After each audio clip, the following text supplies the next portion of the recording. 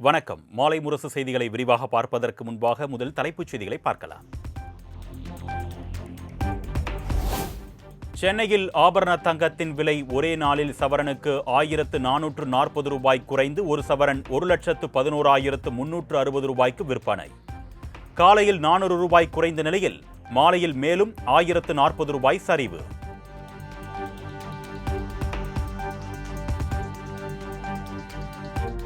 $19 kilo எடை கொண்ட வணிக பயன்பாட்டிற்கான சமையல் எரிவாயு சிலிண்டர் விலை 993 ரூபாய் உயர்வு. சென்னையில் வணிக சிலிண்டர் 3237 ரூபாய்க்கு விற்பனை. வீட்டு உபயோக சிலிண்டர் விலையில் மாற்றமில்லை.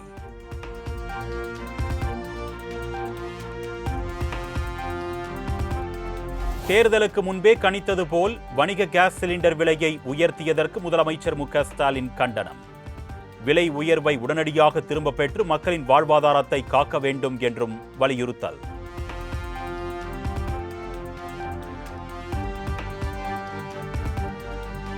விலைவாசி உயர்வு நாயகன் பிரதமர் மோடியின் வசூல் வேட்டை தொடர்கிறது என்று காங்கிரஸ் விமர்சனம்.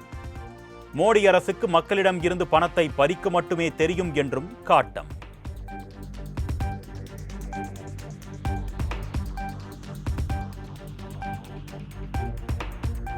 தேர்தல் முடிந்துவிட்டதால் வணிக சிலிண்டர் விலையை மத்திய அரசு உயர்த்தியிருப்பதாக ராகுல் காந்தி குற்றச்சாட்டு. வணிக சிலிண்டர் விலை உயர்த்தப்பட்டது போல் அடுத்து பெட்ரோல் டீசல் விலையும் உயரும் என்றும் எச்சரிக்கை.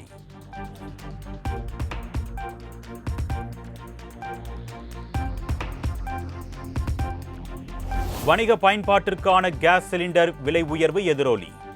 ஹோட்டல்களில் உணவுப் பொருட்களின் விலை மேலும் உயரும் அபாயம்.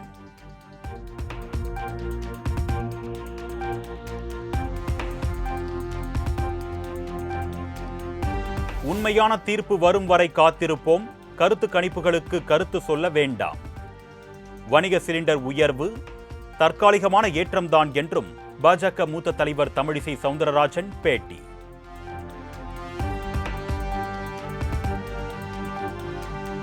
நீலகிரி, கோவை, திருப்பூர், தேனி, திண்டுக்கல், ஈரோடு ஆகிய 6 மாவட்டங்களில் இன்று காற்றுடன் கூடிய கனமழைக்கு வாய்ப்பு.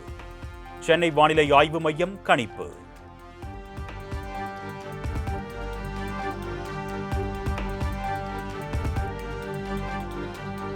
நீலகிரி, கோவை, திருப்பூர், தேனி உள்ளிட்ட 8 மாவட்டங்களில் நாளை கனமழை பெய்யக்கூடும்.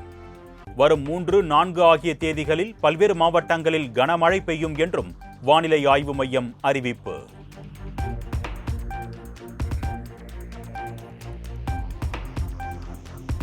தமிழ்நாட்டில் இயல்பை விட 2 முதல் 3 டிகிரி செல்சியஸ் வரை வெப்பம் பதிவாக வாய்ப்பு. வெப்பநிலை அதிகரிப்பால் ஒரு சில இடங்களில் அசௌகரியம் ஏற்படக்கூடும் என்றும் சென்னை வானிலை ஆய்வு மையம் தகவல்.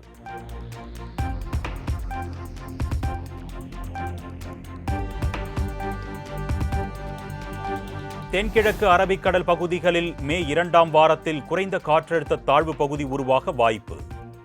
தென்மேற்கு பருவமழை இந்த ஆண்டு முன்கூட்டியே தொடங்க வாய்ப்பிருப்பதாகவும் இந்திய வானிலை ஆய்வு மையம் தகவல்.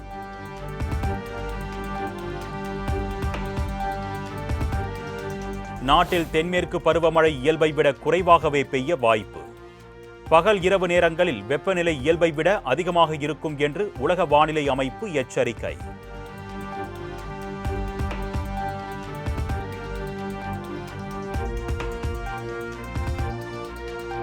சென்னை அண்ணா அறிவாலயத்தில் கிருஷ்ணகிரி, சேலம், தென்காசி மாவட்ட திமுக வேட்பாளர்கள் முதலமைச்சர் மு.க. ஸ்டாலினுடன் சந்திப்பு. தேர்தலுக்கு பிந்தைய கள நிலவரங்கள் குறித்து முதலமைச்சர் கேட்டறிந்ததாக தகவல்.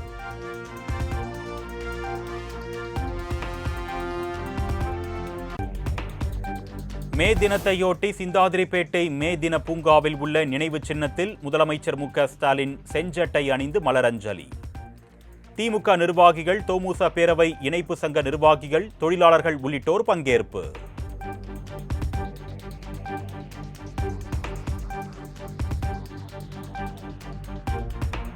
திமுக தொண்டர்களின் உழைப்புக்கான பலன் வரும் 4ஆம் தேதி கிடைக்கும். தமிழகத்தில் திமுக மீண்டும் ஆட்சி அமைக்கும் என்றும் முதலமைச்சர் மு.க. ஸ்டாலின் நம்பிக்கை.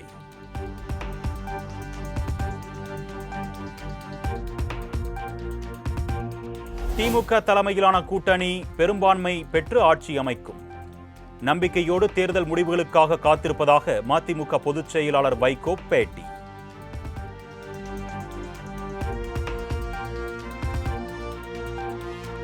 இருநூறு தொகுதிகளில் திமுக கூட்டணி வெற்றி பெறும் என்பதில் எந்தவித மாற்றமும் இல்லை என்று செல்வ பெருந்தகை திட்டவட்டம். சில நிறுவனங்கள் வெளியிடுவது கருத்து கணிப்பு அல்ல, கருத்து திணிப்பு என்றும் காட்டம்.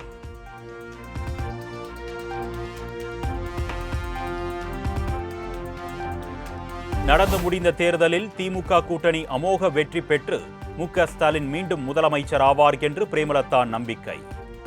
ஆட்சி அதிகாரத்தில் பங்கு குறித்து வரும் 4ஆம் தேதி பிறகு பதிலளிப்பதாக பேட்டி.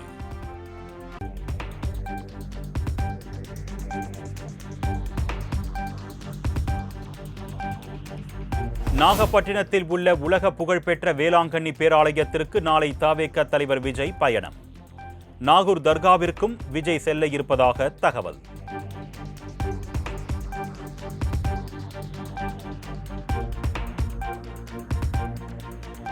தமிழகம் உட்பட 5 மாநில வாக்கு எண்ணிக்கை முடிவுகளை மக்கள் தெரிந்து கொள்ளும் வசதியை அறிவித்த தேர்தல் ஆணையம். இசிஐ நெட் செல்போன் செயலி மூலமாகவும் தேர்தல் ஆணையத்தின் இணையதளத்திலும் தெரிந்து கொள்ளலாம் என்று அறிவிப்பு.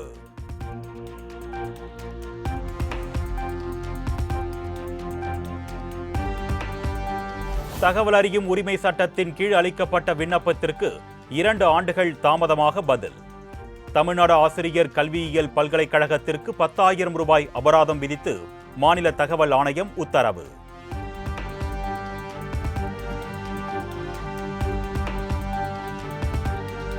தமிழ்நாடு அரசின் நட்புடன் உங்களோடு திட்டத்தில் மனநல ஆலோசனைகளை பெற கட்டணமில்லா தொலைபேசி சேவை.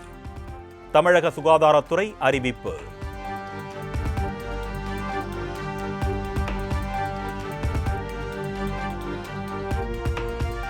பழனி முருகன் கோவிலில் மதுரை மத்தி தொகுதி அதிமுக வேட்பாளரும் நடிகருமான சுந்தர் சி சாமி தரிசனம். வெற்றி வாய்ப்பு பிரகாசமாக இருப்பதாகவும் மே 4ஆம் தேதி மக்களின் தீர்ப்பு தெரியும் என்றும் பேட்டி.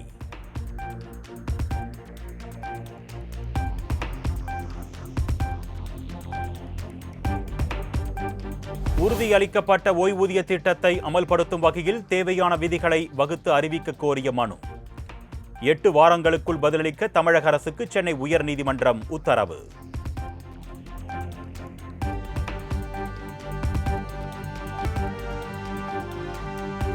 கிருஷ்ணகிரி மாவட்டம் சூளகிரி அருகே சூறாவளி காற்றுடன் பெய்த கனமழையால் வேரோடு சாய்ந்த வாழை மரங்கள். அரசு உரிய இழப்பீடு வழங்க வேண்டும் என்று கண்ணீருடன் மாற்றுத்திறனாளி விவசாயி கோரிக்கை.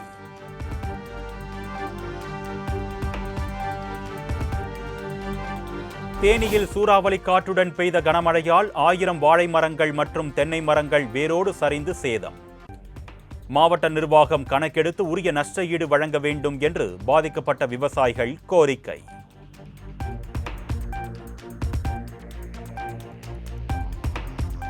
நாமக்கல் மாவட்டம் ஜேடர்பாளையம் தடுப்பணையில் இருந்து ராஜவாய்க்காலுக்கு தண்ணீர் திறப்பு. பாசன வாய்க்கால் பகுதி விவசாயிகள் பெரும் மகிழ்ச்சி.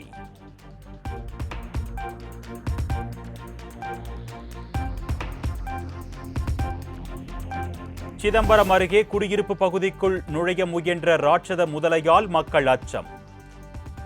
1.5 மீட்டர் நீளமுடைய முதலையை பிடித்து வக்காரவாரி ஏரியில் விட்ட வனத்துறை ஊழியர்கள்.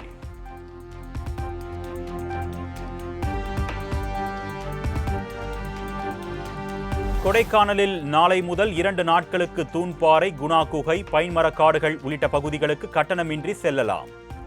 வாடகை வாகன ஓட்டிகள் போராட்டத்தில் ஈடுபட்ட நிலையில் வனத்துறை அறிவிப்பு.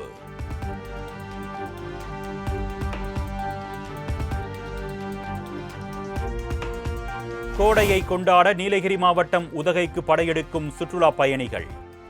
நெரிசலை தவிர்க்க போக்குவரத்தில் மாற்றம் செய்து மாவட்ட நிர்வாகம் நடவடிக்கை.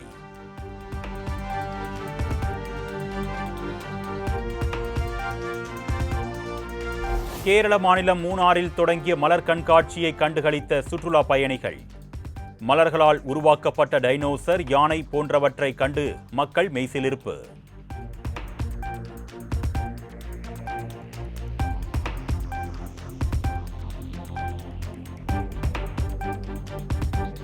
சித்ரா பௌர்ணமியை முன்னிட்டு திருச்செந்தூர் சுப்பிரமணிய சுவாமி கோவிலில் அலைக்கடல் என குவிந்த ஆயிரக்கணக்கான பக்தர்கள்.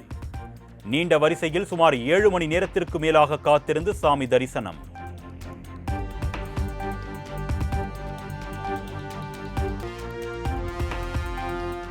நடப்பாண்டு ஏப்ரல் மாதத்தில் இந்தியாவின் ஜிஎஸ்டி வருவாய் இதுவரை இல்லாத அளவில் 2,43,000 கோடியாக உயர்வு. கடந்த ஆண்டுடன் ஒப்பிடுகையில் ஜிஎஸ்டி வருவாய் 8.7% அதிகரிப்பு என தகவல்.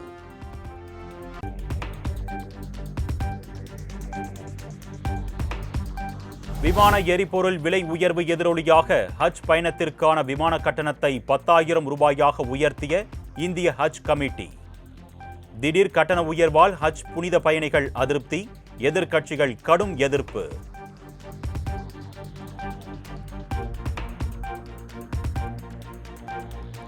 அதிக சுமையில் இருந்து பாதுகாக்கத்தான் ஹஜ் பயணத்திற்கான விமான கட்டணம் உயர்வு. எதிர்க்கட்சிகள் கடும் எதிர்ப்பு தெரிவித்த நிலையில் மத்திய அரசு விளக்கம்.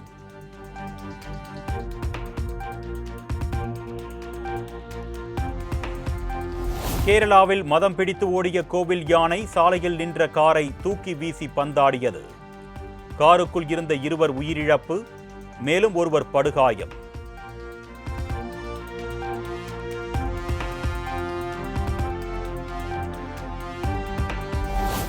இமாச்சல பிரதேசம் சிந்தபூர்ணி பகுதியில் ஓட்டுநரின் கட்டுப்பாட்டை இழந்து அந்தரத்தில் பறந்து விபத்துக்குள்ளான கார். 2 பேர் உயிரிழந்த நிலையில் அதிர்ச்சியூட்டும் சிசிடிவி காட்சி.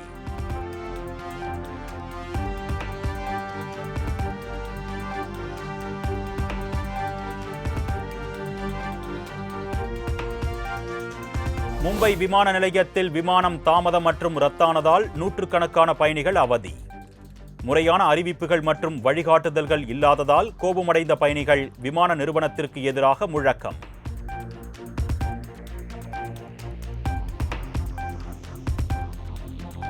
மத்திய பிரதேசத்தில் தாலி கட்டும் நேரத்தில் மணமேடையில் இருந்து கீழே குதித்து காதலன் கழுத்தில் மாலையை போட்ட மணமகள். கோபத்தில் திருமணத்தை நிறுத்தி பாதியிலேயே மணமகன் வெளியேற அனைவரும் சேர்ந்து காதலனை சரமாரியாக வெளுத்துவிட்டதால் பரபரப்பு.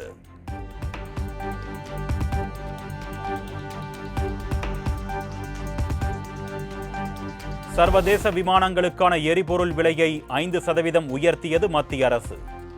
எரிபொருள் விலை உயர்வால் சர்வதேச விமான டிக்கெட் விலை உயர வாய்ப்பு.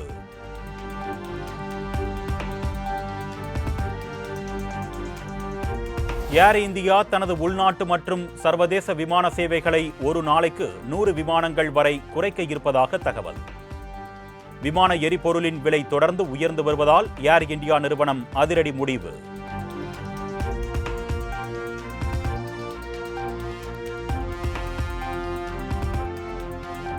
ராஜஸ்தானின் உதய்பூரில் தனியார் பல்கலைக்கழகத்தில் 6 வாரங்களில் சுமார் 20 பேரை கடித்த ஒற்றை அணில். அணிலை கூண்டு வைத்து பிடிக்கும் முயற்சி தீவிரம்.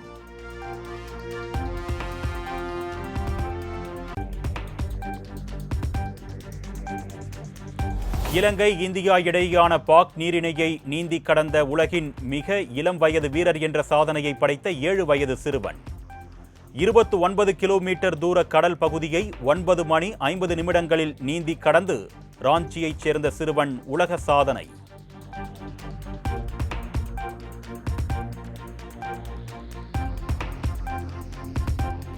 நேபாளத்தின் ரோல்வா மாவட்ட மலைப்பாதையில் இருந்து சறுக்கி 700 மீட்டர் ஆழப்பள்ளத்தில் ஜீப் கவிழ்ந்து விபத்து. முழு நிலவு திருவிழாவிற்கு சென்ற போது நேர்ந்த விபத்தில் 20 பேர் உயிரிழந்த பரிதாபம்.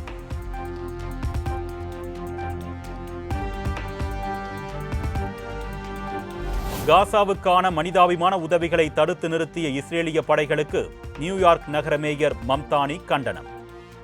நிவாரணப் பொருட்கள் சென்ற படகில் பயணித்த அமெரிக்கர்கள் உட்பட 175க்கும் மேற்பட்டோரை கைது செய்திருப்பது அப்பட்டமான விதிமீறல் என்றும் கண்டிப்பு.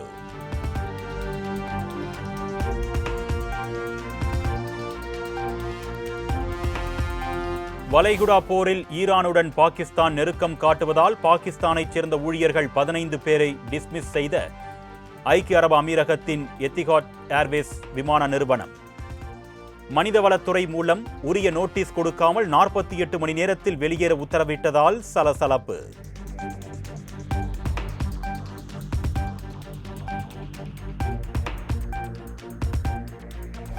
தோள்பட்டை காயம் காரணமாக அடுத்த ஒரு மாதம் சர்வதேச கிரிக்கெட் போட்டிகளில் நியூசிலாந்து வீரர் மிச்சல் சாட்னர் விலகல்.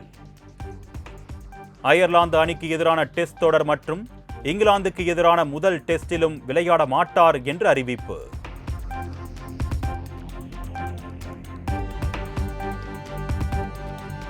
இது எங்கள் நீதி திரைப்படத்தின் சின்ன தம்பி உன்னை நம்பி இந்த நாடு காத்திருக்கு பாடலை விஜய் புகைப்படத்துடன் பகிர்ந்துள்ள இசையமைப்பாளர் இளையராஜா. வரும் 4ஆம் தேதி சட்டமன்ற தேர்தல் முடிவு வெளியாகும் நிலையில் வீடியோ பகிர்வு.